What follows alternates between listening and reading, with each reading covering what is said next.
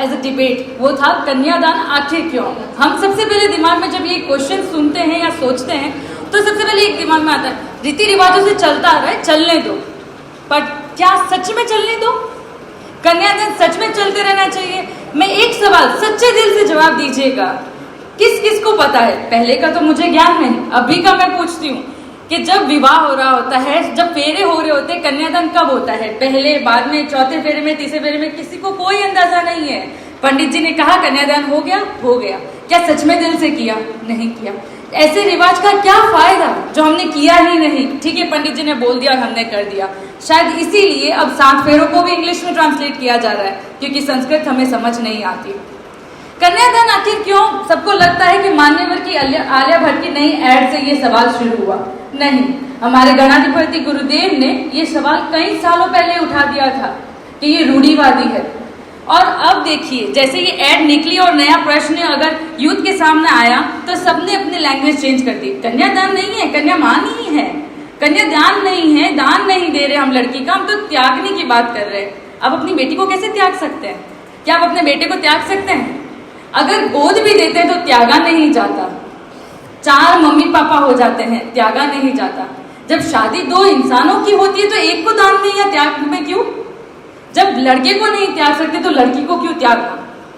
हम कन्यादान कर देते हैं, लोग कहते हैं कि क्या हो गया, बोलने में है, बोलने में बहुत कुछ है। क्या हम सब करते हैं? नहीं ना। तो अगर बोलने की भाषा बदलनी है तो करने की भाषा उससे पहले बदली जानी चाहिए। बोलना आसान है, करना नहीं। अगर करना आसान हो जाएगा तो बोलने की जरूरत शायद हमें पड़ेगी ही नहीं। हम सब बात करते हैं बराबरी की होनी चाहिए, तो कन्यादान क्या बराबर है? कन्यादान हमारे रीति रिवाजों से चल रहा है। पता है कन्यादान की शुरुआत किस शब्द से होती है? बचपन से। कन्यादान की बेटियां हैं, पराया धन है। क्यों? कहीं और से लाई गई है, आपकी नहीं है। बेटियां पराया धन नहीं है, आप ही की बेटी है, और कहीं और भी जाएगी तो उन्हीं की बेटी होगी।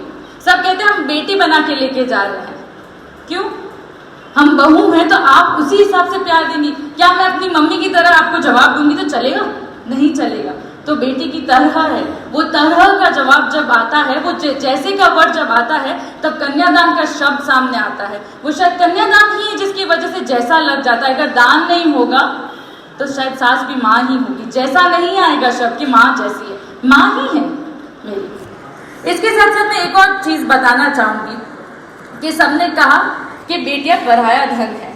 अगर मान लिया पराया धन है, और देखिए उसके साथ साथ अगर आप उसको धन कैसे बोल सकते? सब बोलते हैं, बॉलीवुड ने ये सवाल उठाया, बॉलीवुड लड़कियों को भी ऑब्जेक्टिफाई करता है, मटेरियलिस्टिक चीज समझता है बहुत सी चीजों में।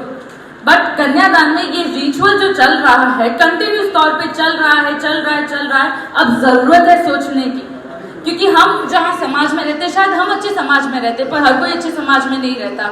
मुहिम हम उठाएंगे जहाँ पे समाज अच्छा नहीं है, जहाँ दान हो रहा है। क्योंकि कन्यादान का अर्थ ये समझाया जाता है हिंदू धर्म में कि कन्यादान हो गई, इसका मतलब ये हो गया कि उसके पेरेंट्स का उसके ऊपर कोई अधिकार नहीं है।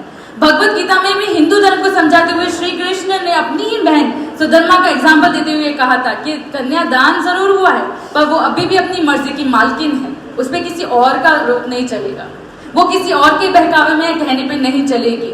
और क्यों माता पिता के अधिकार क्यों माता पिता के अधिकार बंद हो जाते हैं?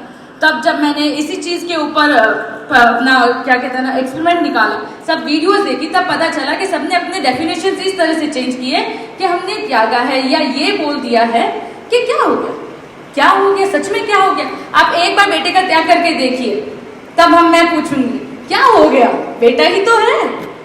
नहीं, तब सवाल बहुत बड़ा खड़ा हो जाएगा।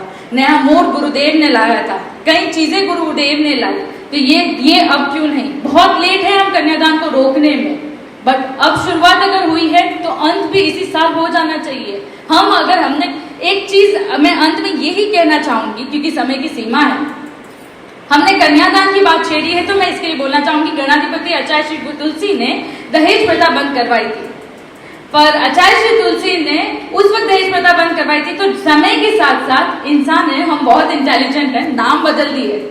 आना और क्रियावर अभी भी चालू है, दहेज नहीं है, वो तो नॉर्मल घर के सामान है जो बेटी को दिए जाते हैं ये कह के कि तुम अलग होगी तो तुम्हारे काम आएंगे, या तुम्हें घर से बिना कुछ दिए निकाल दिया तो काम आएंगे। तो क्या वो लड़का इतना भी सक्षम नहीं कि रेगुलर की चीज ला सके? कि वो भी अगर पेरेंट्स को देनी है, या अगर लड़की को पढ़ाया लिखाया जाता है कि कभी जरूरत पड़ी तो तुम कमा पाओगे, जब हर चीज लड़की को करनी है तो लड़के का क्या होगा? अगर हम बराबरी की बात कर रहे हैं तो बराबरी सब चीजों में है। गिफ्ट के नाम पे आना और क्रियावर ना दे, ना ही गुड़गुड़ा हो। अगर हम बराबरी की बात करते हैं तो बजट दोनों का बराबर हो। शादी को लेकर कन्यादान जब हो रहा है तो फिर लड़के का भी दान हो।